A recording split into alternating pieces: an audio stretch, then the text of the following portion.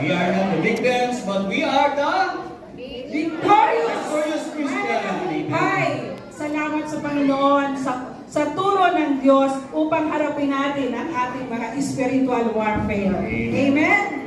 At sa ating patuloy,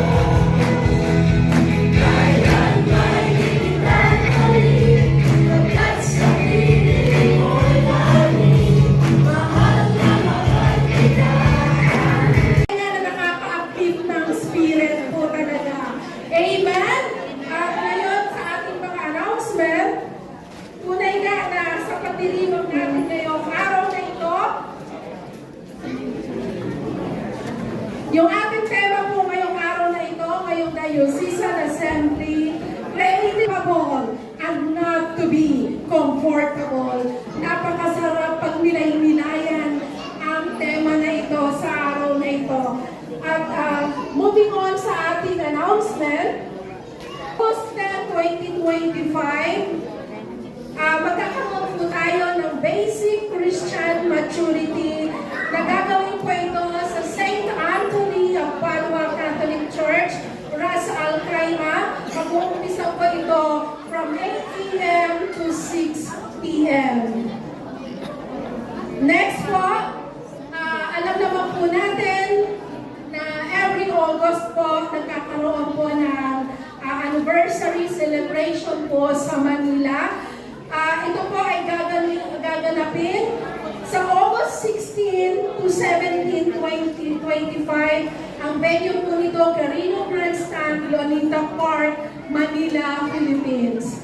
At doon po, mga kapatid sa Brother Mark, doon po sa mga choir na nasa Pilipinas o magbabakasyon pa lang po, hinihingi po namin yung mga names and contact details po. Kasi magkakaroon po tayo ng Middle East presentation. 10 minutes po ito with coordination po sa Middle East chapter. Kaya hihingin po namin yung contact details para po sa facilitate communication po para sa mga rehearsals.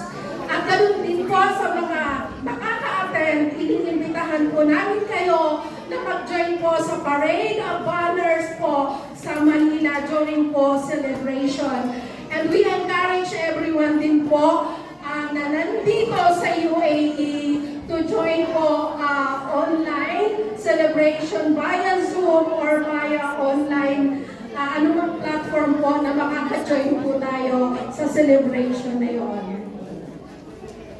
And ito po, napakalaking announcement po nito. Magkakaroon po tayo ng 3rd Middle East Convention. Amen!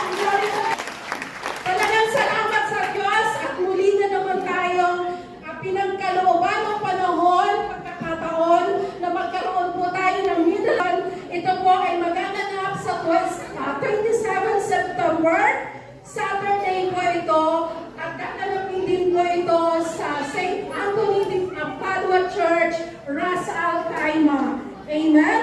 At ngayon pa lang mga kapatid, mark your calendars po sa ating mga activity dahil talagang tunay nga na pinagpala po tayo ng mga activity na kung saan tulad nga po sa ating Diocesan ngayon, patuloy tayo magpahubog. Amen? Magpahubog ng mga katuruan Diyos. Amen? And after 27 po ng September, of course po, tayo din po ng 30th anniversary celebration po ng Abu Dhabi Church! Amen! 2 days event po ito, magaganap sa Ras Al Khaimah. First po yung ating convention. Amen. First po yung ating convention sa 27 September. The following day, 28 September po, ang ating mga kapatid na magdiriwang ng 30th anniversary celebration. And sa October naman po, of course po, yung ating mga kapatid na magdiriwang ng kanilang silver anniversary, yung ating mga kapatid from Ras Al Khaimah Chapter! Amen! Tunay na, talaga naman na pinagpala tayo ng mga activity. Talagang yung pagtawag sa atin ng Diyos na andyan. Amen? Glory to God, yung namang sa ating mga youth din po pala, magkakaroon din po ng youth convention. Ito po ay magaganap. Ang date po nito ay to be announced, but preferably, ito po ay second Saturday of October 2025. Amen? Amen. At bago po tayo mamaya, pagkatapos po ng ating diocesan, bago po tayo umuwi, magkakaroon po tayo ng video greetings po para sa 41st anniversary celebration at ang 86th birthday greetings po ng ating servant leader, ating punong lingkod na si Brother Mike Villarde. Amen! Maraming salamat po!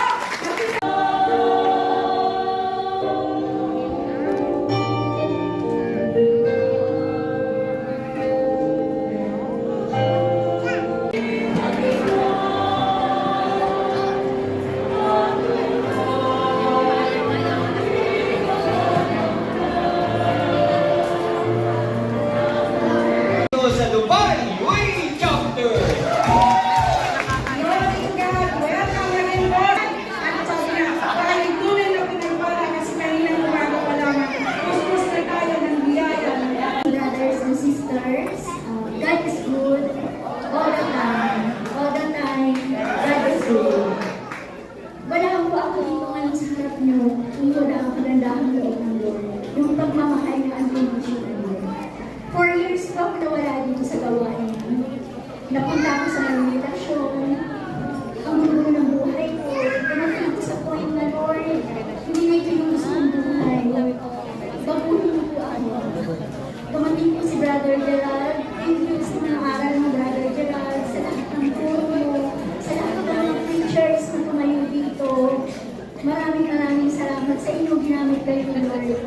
Kung wala yung mga aral at puro mo, nasa maling medasyon pa rin ako. Nasa maling buhay pa rin ako. Sabi nga nila pag mga batanggero niya matatapang. Siguro, kung wala hindi ako bumalik sa gawain, wala yung tulad ko. Hindi pa rin ganun pinaglabi ko. Maraming salamat Lord sa dami ng problema, pagsubok na daanan ko.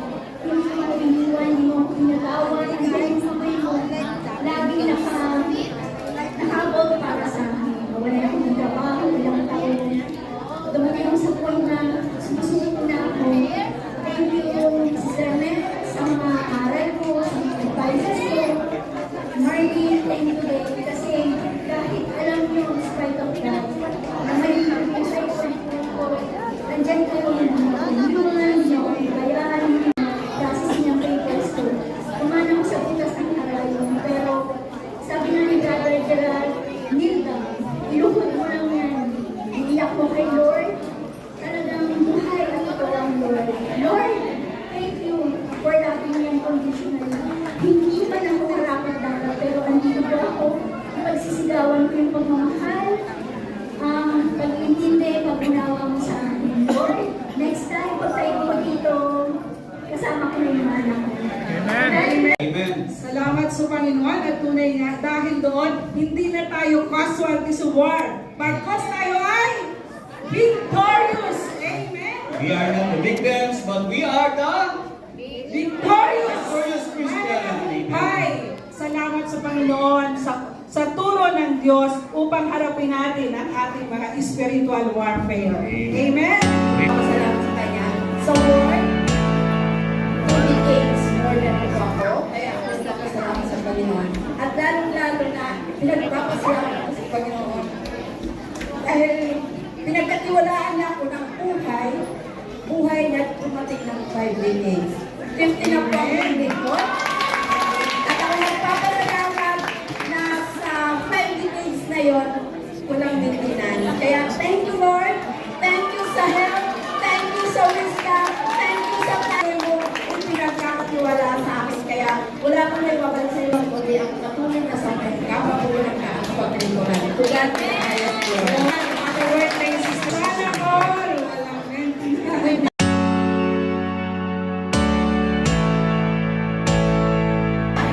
Sister, happy birthday! Happy birthday to you!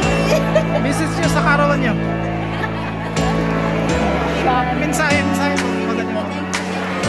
Message, happy birthday message. Thank you, Brother Arnold. Talagang Okay, God bless.